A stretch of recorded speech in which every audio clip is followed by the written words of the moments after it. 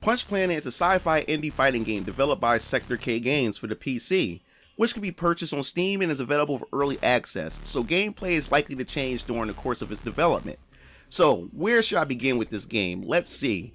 Well, Punch Planet does have neat ideas underneath its gorgeous visuals and funny but unique characters.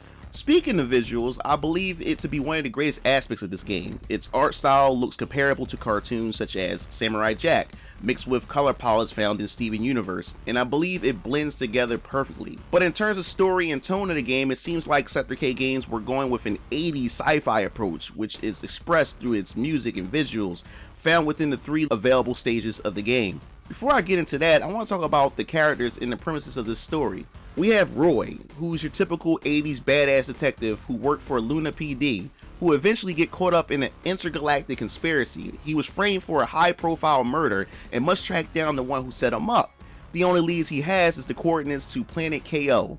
This planet is known to many as Punch Planet. It is the central hub for the evil scum of the universe, and there he must track down the real murderer in order to clear his name. Pretty cliche, right?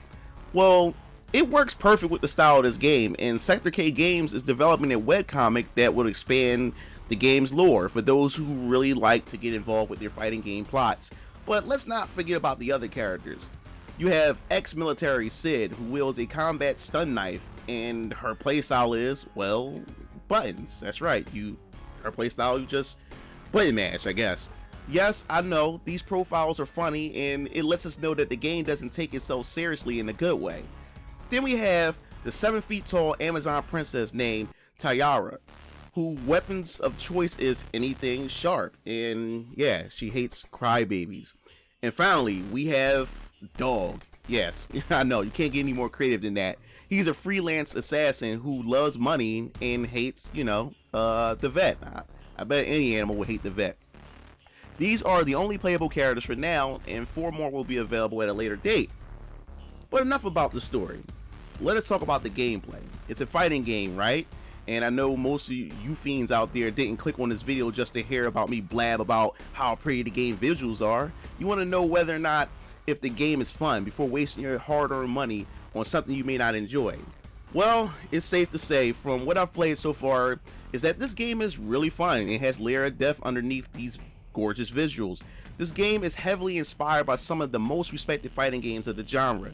This game features a 6-button layout similar to Street Fighter with its light, medium, heavy punch and kicks. You have a super meter known as the T meter, which we will get into in a bit. But what sets this game apart from the others is its gameplay mechanics. What I like about them most is how Sector K Games has integrated these mechanics as part of the game's lore. For example, one of the gameplay mechanics is called time canceling. Since Galactic civilization has reached new heights, the introduction of time-canceling devices are used by the many different fighters of Punch Planet. So, in the game, it allows players to time travel back up to 1 second into the past for small correction. It allows you to cancel your inputs to extend combos and to make unsafe moves extremely safe at the cost of 1 T meter. So, as you can see, there are many different skills that utilize your T meter. Punch Planet relies heavily on meter management, which allows players to think ahead and plan out what moves to make and the amount of meter to spend at any given situation.